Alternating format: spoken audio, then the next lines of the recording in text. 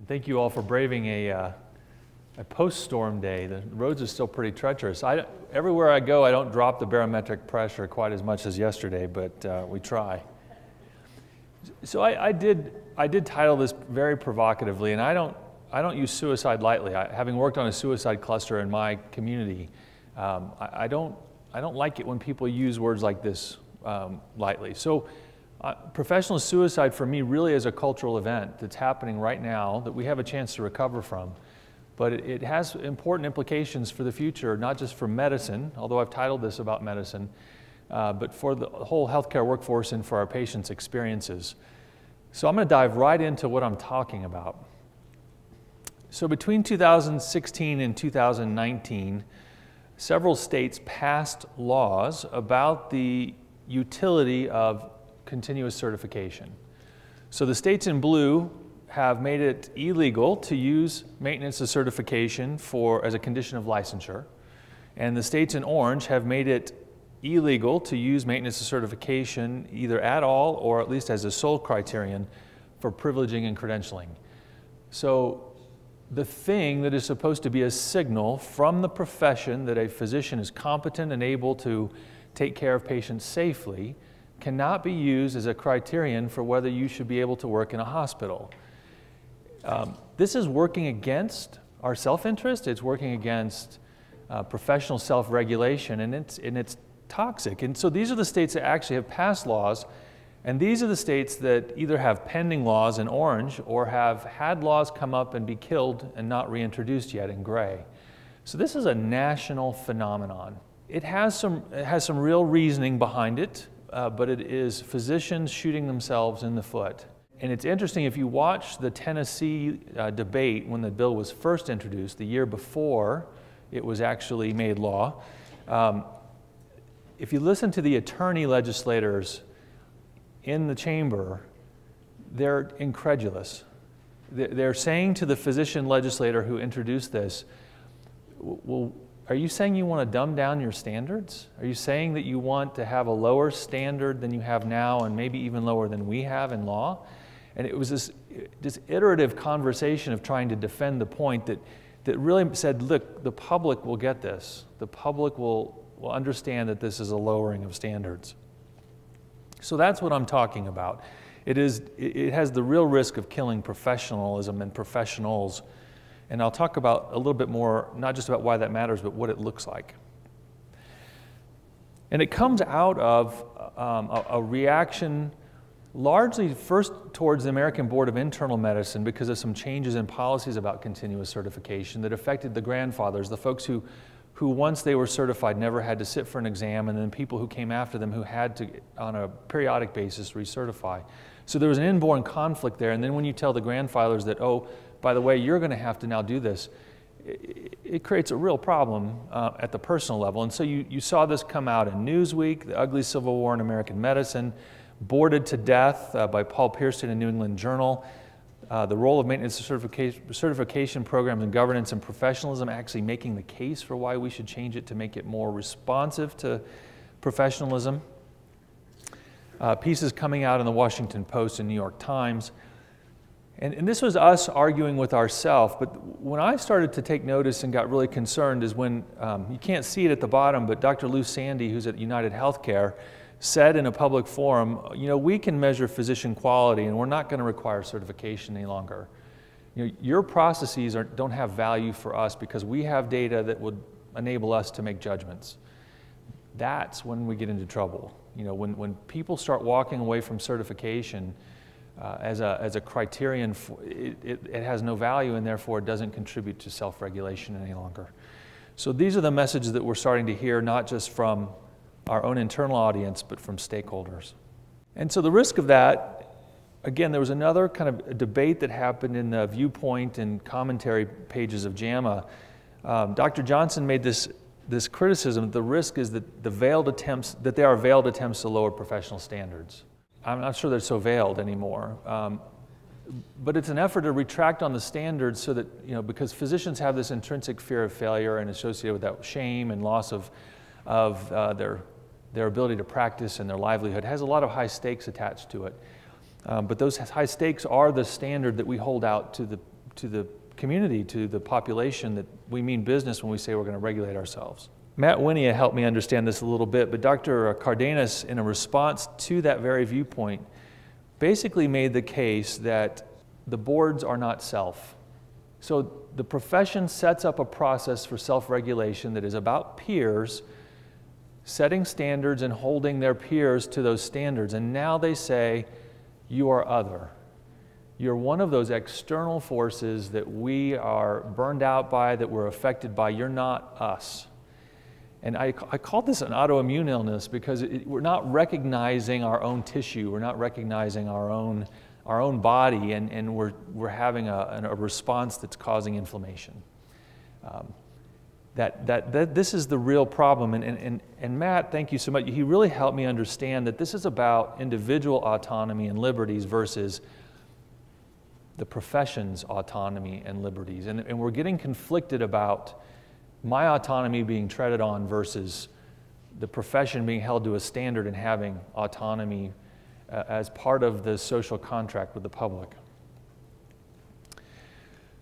Now, the board community reacted to this very strongly because it spread. It started to affect other boards as well, and you started to see things in the press from other specialties, not just internal medicine. And they internalized it and went through this process called Vision for the Future to restate the purposes of continuing certification and then restate the principles. What are we trying to achieve here? Now, there were public members of this process too. And one of the statements I've lifted from it, because it was so important to me, they said that the public wants and expects someone to make sure that physicians are staying current in their fields by assessing their competence on a periodic basis, that there has to be a periodic reassessment of competence. The vision document struggles with that mightily.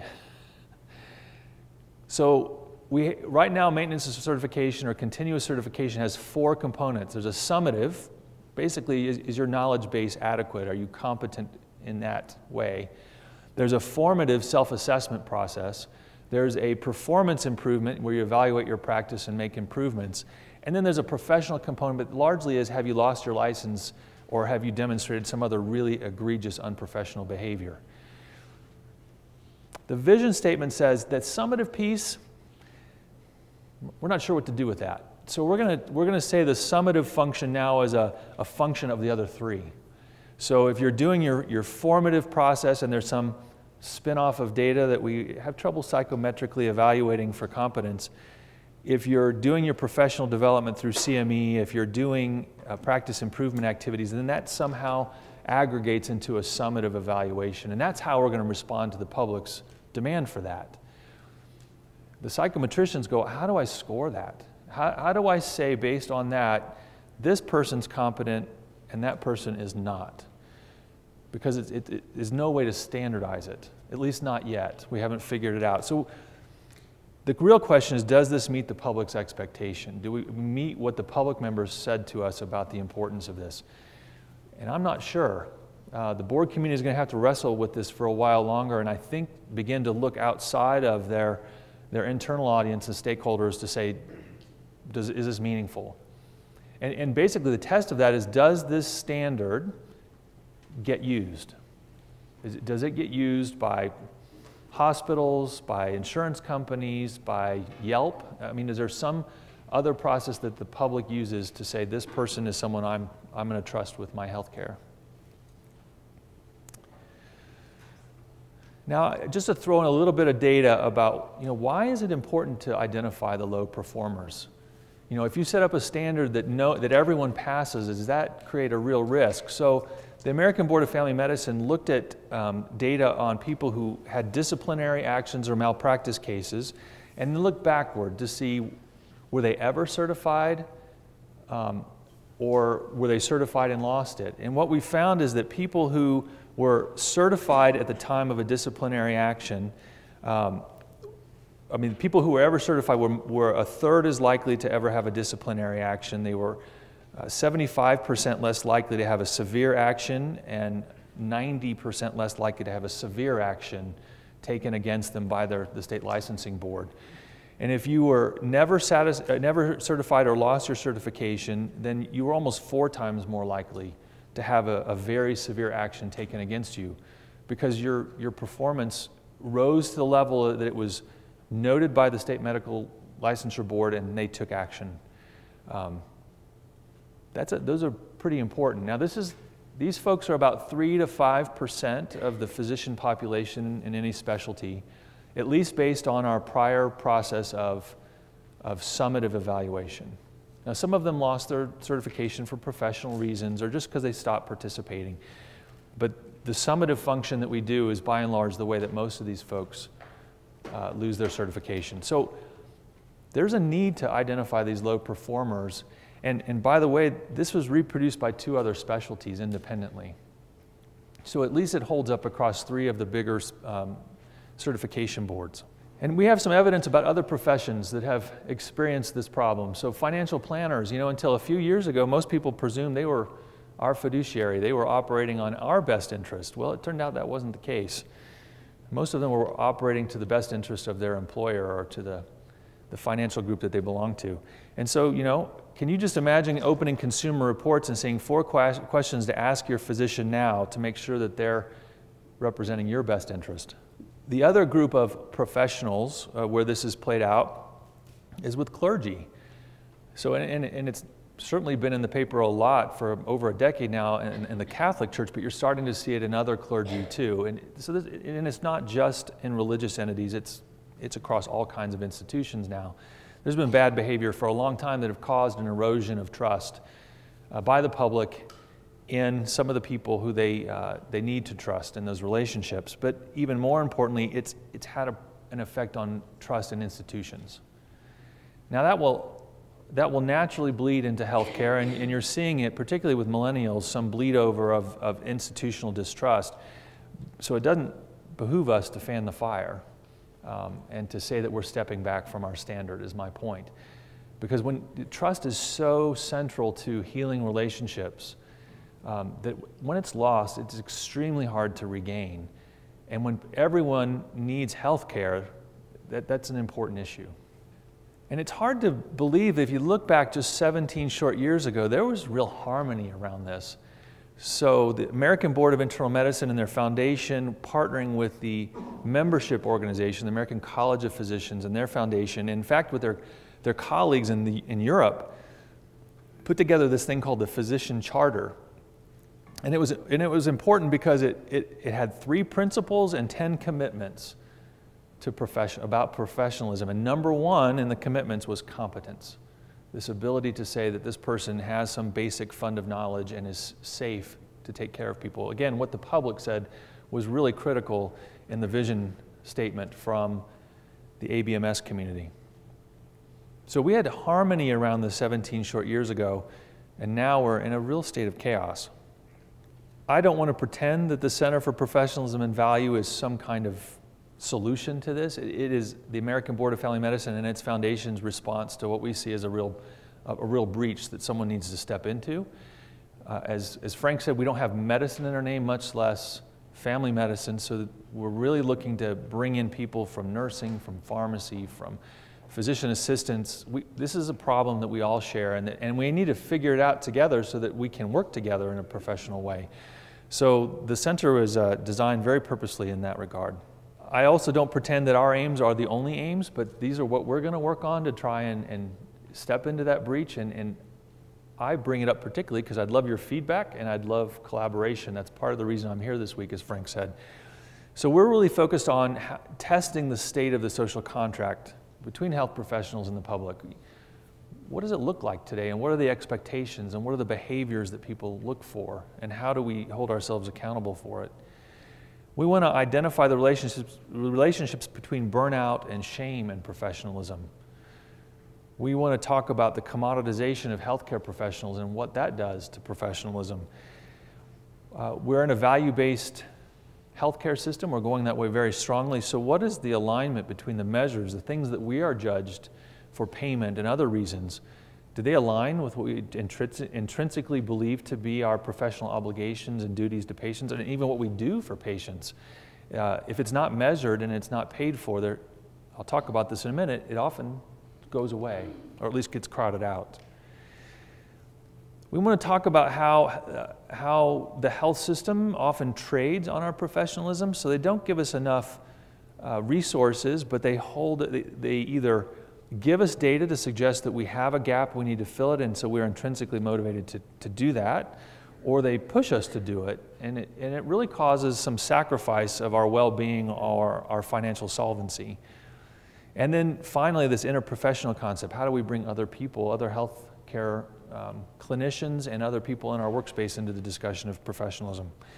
So I'm going to take a little bit deeper dive into each of those because I need some unpacking.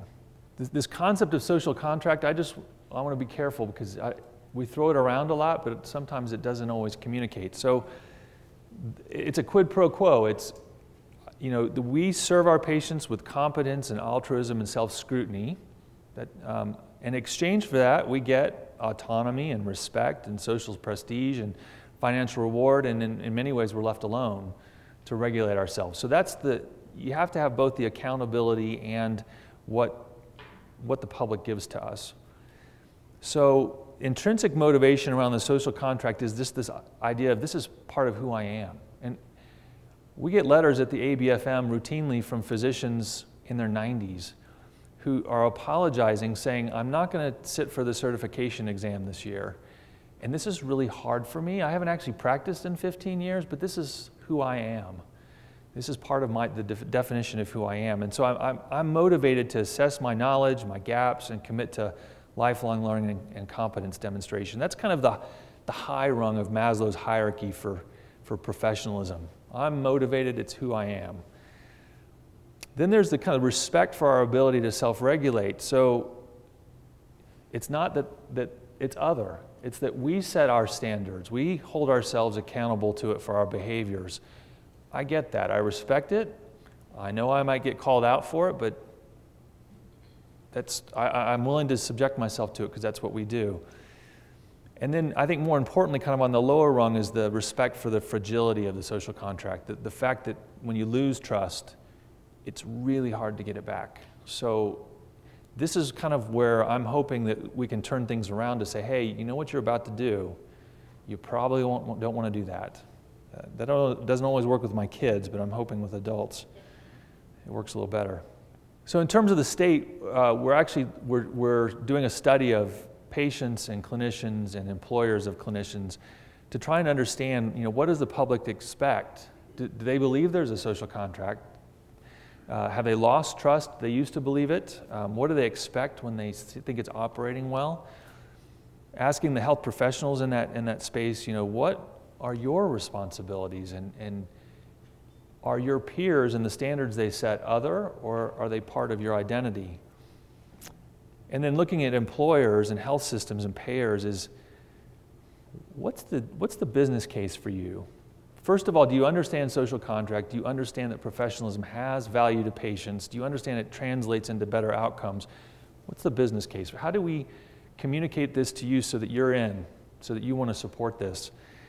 And then how do you demonstrate support for professionalism? Because professionalism is usually a four-letter word in most situations. It's you're behaving unprofessionally. It's not a positive thing when you hear professionalism usually in a personal context. So how are you supporting it? How are you developing a culture of support rather than one of just punitiveness? Burnout and shame is really a big thing right now, and it's often an effective lever. And there is a relationship between professionalism and burnout, but what is it? Do people who are more professional, are they more resilient? Or the fact that they're more professional in their behaviors, that they stand up for patients, that they, yes, they make the phone call for the prior authorization, or yes, does that contribute to burnout, that their professionalism drives them to do things that don't contribute to their measures, to their RVUs? And then reciprocally, if you are burned out, particularly if you've gone from emotional exhaustion to callousness, is it harder to be professional?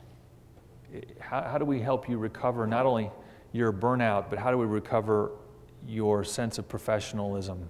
And then how do we reduce the fear of failure and shame? And I'm talking specifically here in terms of high-stakes exams or other summative assessments. Loss of licensure and certification has shame so attached to it because everyone knows it happened.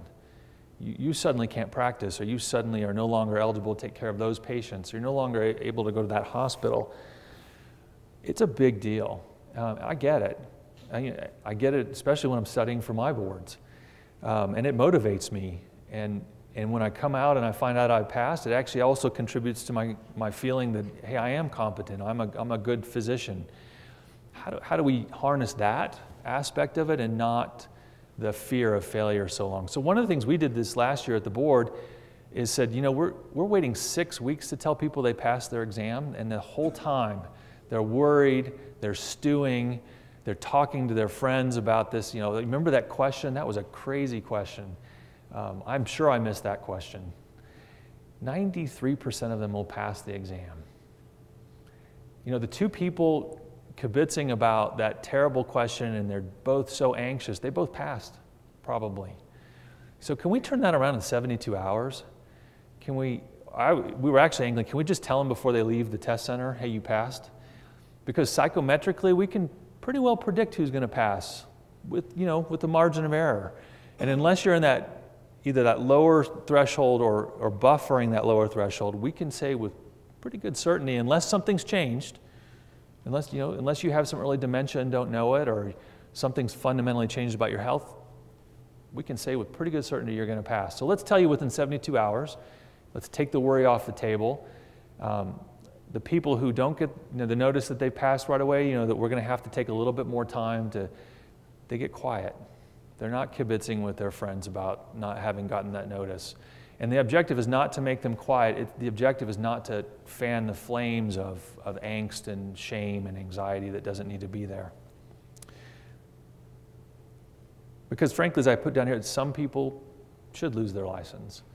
The people who behave unprofessionally, no doubt. I mean, I've seen some of those extremely egregious cases, and I've seen them not lose their license and still lose their certification, and it's stunning. And then there's this group of people who kind of, hover right at that level of competence, and eventually probably will dip below it, and maybe that's time. And the exam is not designed to function to find people who've had an early onset dementia, but I had a good friend who was dean of a medical school, and for the first time in his life failed his exam, and then failed it again, and then failed it again, and he had frontal lobe dementia. Could he have practiced for a while and done some things in the healthcare setting? The answer is yes, and he did continue to do it. But when he went in to get tested to figure out what's going on and was diagnosed, he pulled back he said, I'm not as competent as I used to be. I'm going to pull back and maybe focus on counseling and on advocacy for patients. It's not designed for that. It's not regular enough to help with that, but it happens. Commoditization. We see this a lot in different health settings, and I see it, where I see it broadcast most loudly is where a private practice clinician says, I can't deal with this anymore. I can't deal with all the stuff happening around me. I'm going to join a health system.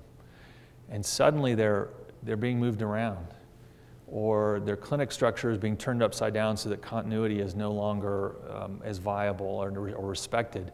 Those people feel this a lot. I feel like I'm a cog. I feel like the people who employ me don't understand that these relationships I have value. It erodes professionalism, and my other concern is for the next generation. They don't know any different. There's not a culture of that kind of professionalism. And so we really need to understand how commoditization affects us, and we need to communicate its potential peril for patients and for clinicians. For measure alignment, it's really helpful that we can point to the United Kingdom, that England put in place the quality outcome framework in 2004. It was their value-based payment system. We have a set of measures. If you meet these measures, you get 25% more revenue. And oh my gosh, did it pivot attention. I mean, I heard from clinicians, very seasoned clinicians, I used to work really hard at continuity, but now because access is the measure that I'm measured on, and whether someone can get in to see someone in 24 hours, that just evaporated. And it was a misalignment of a number of those very clinical and preventive measures that are important, but are not the inherent intrinsic value of primary care and its focus, that set off a burnout bomb across the UK that eventually undid the QOF. So 15 years in, actually almost 10 years in, done. They don't have it anymore. That doesn't mean they don't have measures as part of their process, but they don't have this strong behavioral reorientation that burns people out. And it's just even more curious that right as theirs is going away, we stepped right into the same thing and did it in a very similar way. So how do we turn that around so that your extrinsic motivation is not running counter to your intrinsic? How do we actually create the measures? What are the high-value functions that I have that are most essential and core that need to get done day on, day out? We can add the other measures to look at quality, but what are the behaviors I need to exhibit, and how does that show up in quantifiable ways that patients can report on or that my EHR can help determine, so that I'm being most judged, paid, valued on the things that I know to be most important. And if I don't know them, at least it pivots my behavior towards those things.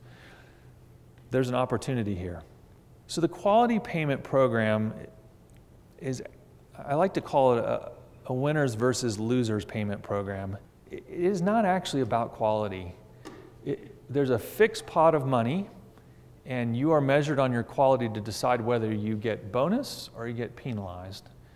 And there's not the potential that everyone gets a bonus because the quality, all the quality measures come up.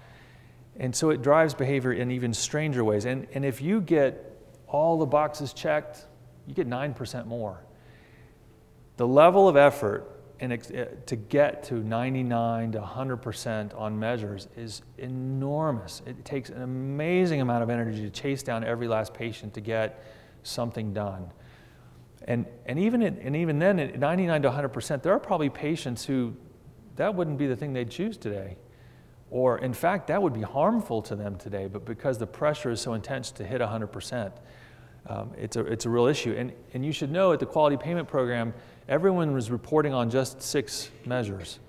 So everyone's reporting on their 6 best measures. So all CMS sees are the 98th to 100 percentile people. There's no distribution there. If you're 98, you lose, and if you're 100, you win. And there's this tail off to the side that CMS can't see. And so there's not as much incentive for the tail to come up because it's really hard to get to that level where you're going to get the bonus payment. And then CMS says, and we're taking that measure off the table because there's no variance in it, because they can't see the tail out here. And it really is trading on our professionalism. And when we stop responding in a professionalistic way to do that, hit that 100%, it leads to burnout. Because clinicians will often do the right thing when they realize it's a problem. We need to understand, how is this affecting our well-being? How is it affecting our financial solvency?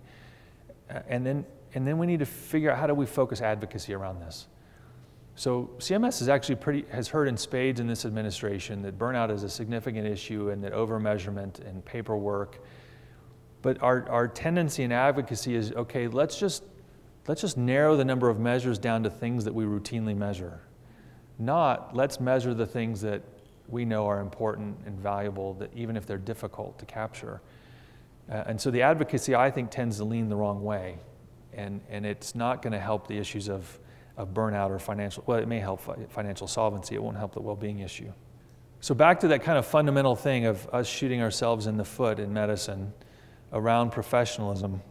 And as I said, it is an interprofessional issue. So while this is happening in medicine, the spillover effect on other professionals is real. And I say here, it's not only interdisciplinary, it's not an issue across specialties of medicine, it's interprofessional. And the physician audience actually may be in a little bit too much chaos right now to lead or to heal. It's going to have to play out for a little while, so much so that Larry Green keeps telling me I need to present at this year's American Board of Medical Specialties meeting, and I keep saying, I don't think I want to show up there this year. I'm just a target there this year, talking about professionalism.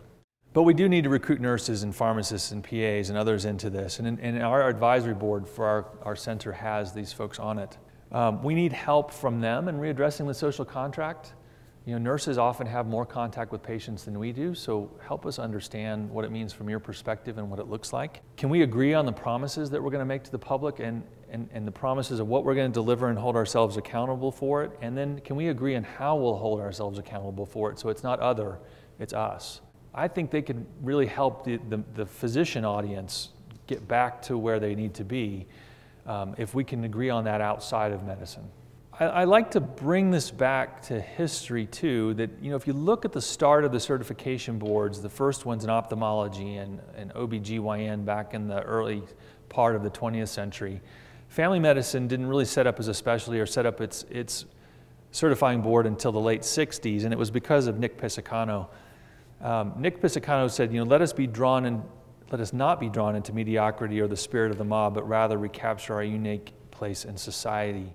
And if you look back into the teens and 30s when the first certification boards were being set up, it was this mentality. It was professionalism. And if you look back to the start of the AMA, more than 150 years ago when Benjamin Rush first convened what would become the AMA, he started with education. And they said, hang on guys, wait a minute, we got to back up. We need to focus on ethics and professionalism. Basically, how do we frame the social contract? What is it we agree to do and hold ourselves accountable for? And then let's figure out how to teach it. So there have been very important periods all along the road of defining the social contract and professionalism for healthcare. We just happen to be in another one of those moments. It's not the end of the world. We just need to come back together and figure it out. But we need people like Nick Pisacano who can be a voice for that. And lastly, I just want to say thank you. The conversations I've already had here at the University of Colorado, you've heard some of it in here already because you've taught me some things. I look forward to you teaching me even more, and I look forward to seeing if we can forge some real collaborations, not just around the center, but what you're doing here that's really important work that we can be a megaphone for. Thank you.